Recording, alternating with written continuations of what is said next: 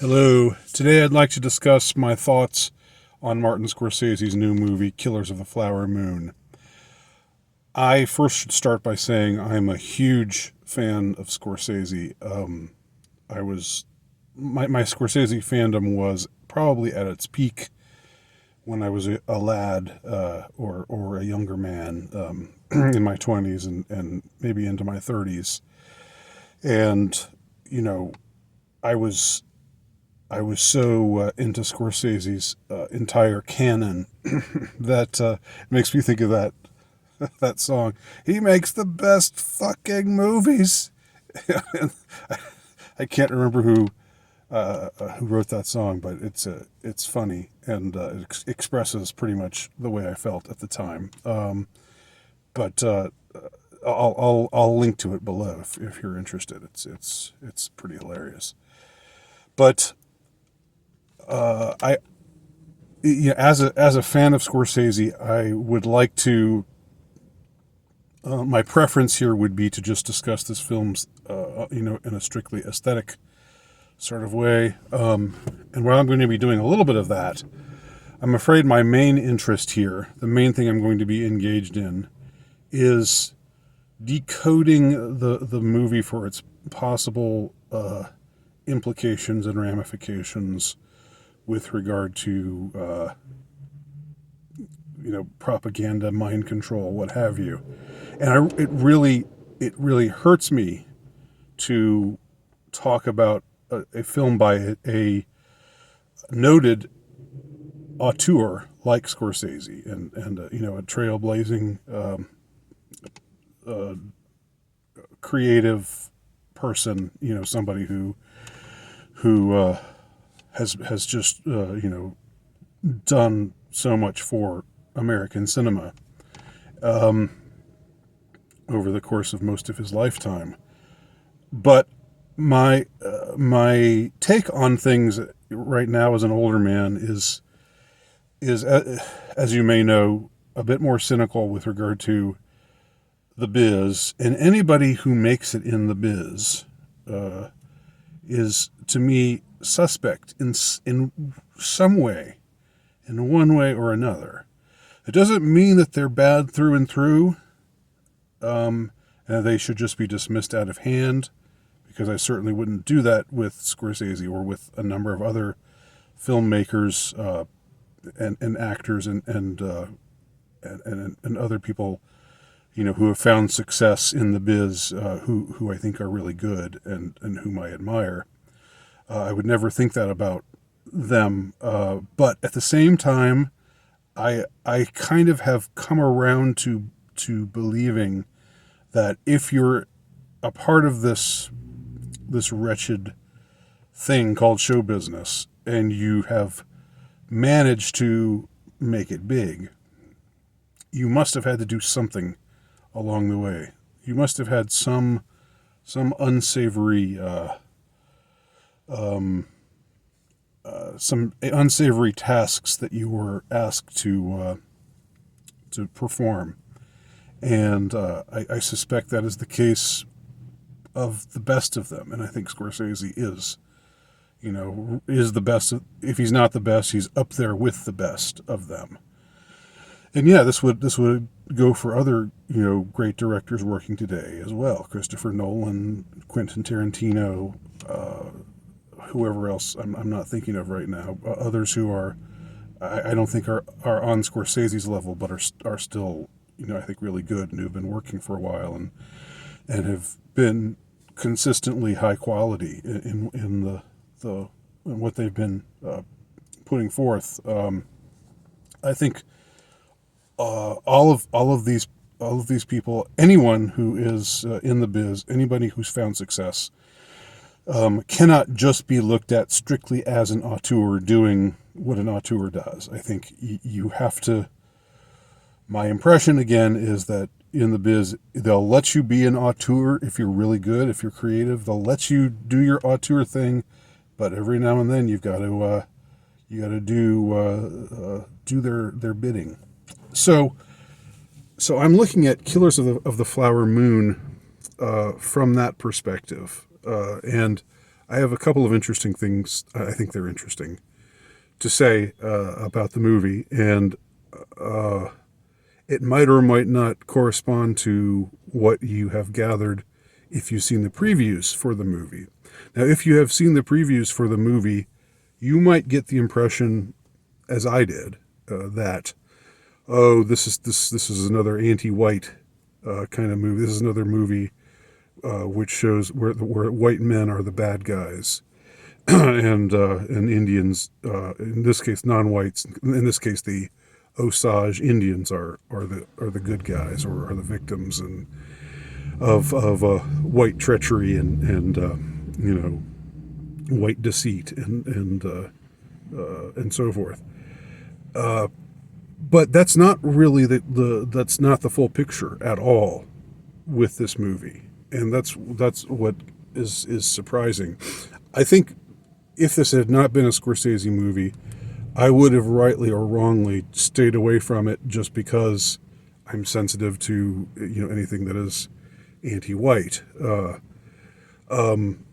That's not to say that white people haven't done bad things, and of course, that white people shouldn't be held accountable for the bad things that they do. I just think there is a surfeit of anti-white media out there today, and I choose not to be a part of it, not to want to take part in it. However, the truth is this is actually a pro-white movie in a way, and that's really the primary thing that I want to discuss here. It's what I find intriguing, and it's also what I find, in a way, suspicious about this movie, because of the way it manifests. So the movie takes place on the Osage Reservation in Oklahoma. This is a tribe that found oil on their land and so grew wealthy because of that find, and due to their wealth, their oil richness, they have people kind of hanging out, trying to find their way in, trying to leech off of them, or find some way to worm their way in and get their hands on the money themselves. And the primary villain in the movie, as you would already know, this is not a spoiler, as you would know this if you saw the preview, is Robert De Niro's character. He plays this pretend philanthropist who lives on the Osage territory and just owns cattle, but has a lot of sway and has a lot of wealth already, and a lot of influence, and he is a scheming, villainous, Machiavellian sort of man. So he's the main villain, and Leonardo DiCaprio plays this kind of thankless role, because DiCaprio's character is just sort of this dumb, easily malleable, easily manipulated, sort of broken man. You get the impression he suffered some terrible injury in the war. This is just after World War I, and that sort of reduced him to this shell of a man. Even though he has a kind of superficial charm, there's not that much to the guy. There's not much going on inside of his head, and he's a very, very passive character. He cannot, he just withers under the influence of the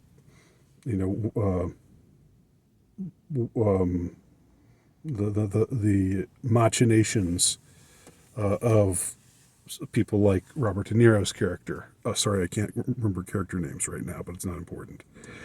So he just basically becomes his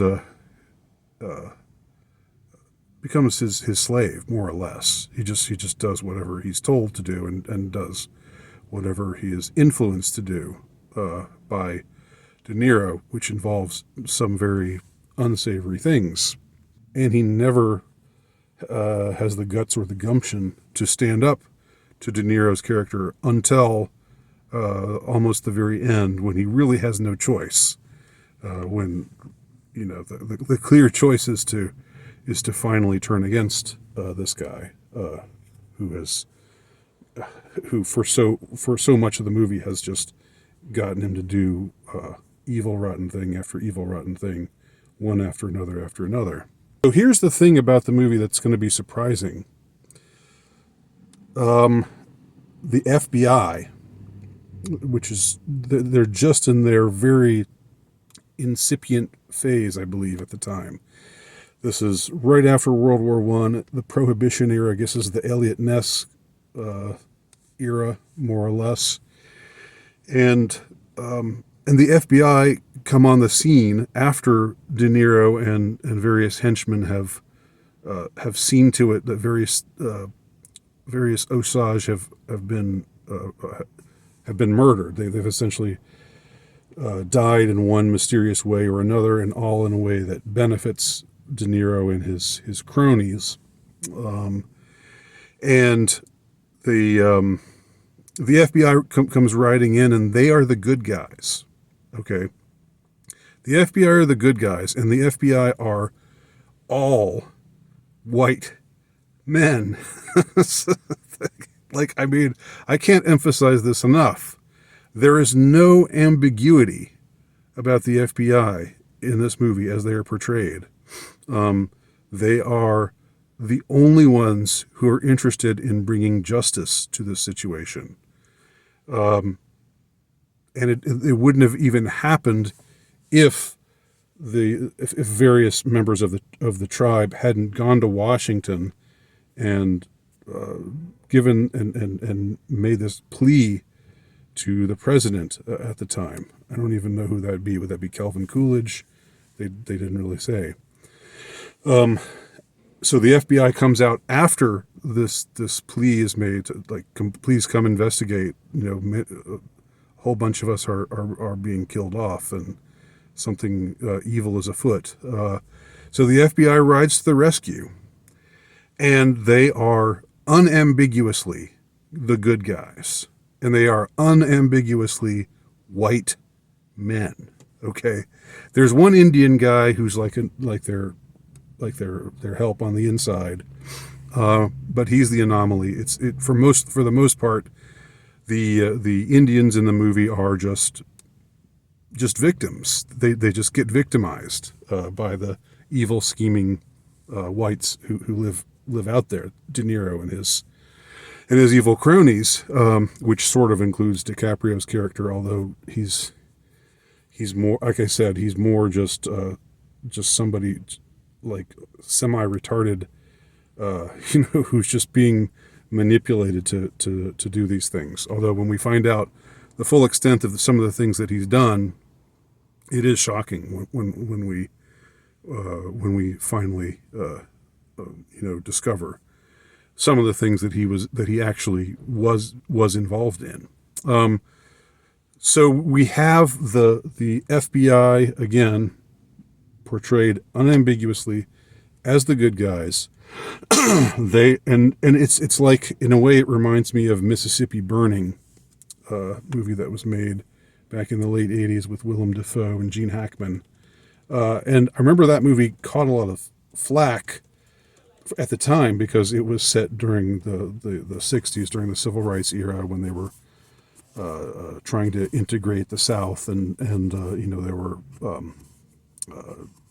they were getting a lot of pushback from people in the South, and there were 3 civil rights workers who were murdered, and it was about the investigation of that murder.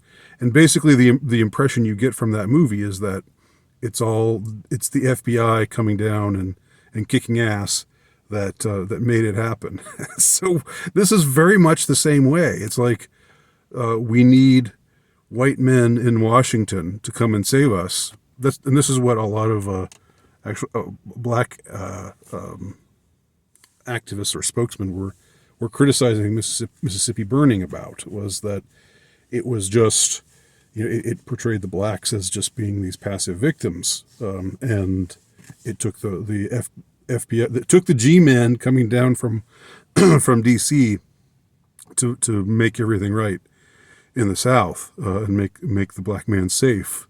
And this this movie is, needless to say, a lot better because Scorsese is 100 times the director than Alan Parker, who also directed The Wall, Pink Floyd The Wall, was, or is. I don't know whether he's still alive, but the message is exactly the same, and or the impression that it leaves is exactly the same. There's really no there's not much imagery we get of the Osage people fighting back, and taking back what's theirs. They can only, making these appeals to the government, please come help us, and then the white man rides in and saves the day, and it's the FBI. Okay, and the main face of the FBI that we meet is this character actor who is very blonde and very pale, almost albino-esque, but he's somebody who you would recognize if you watch movies, but whose name I don't know.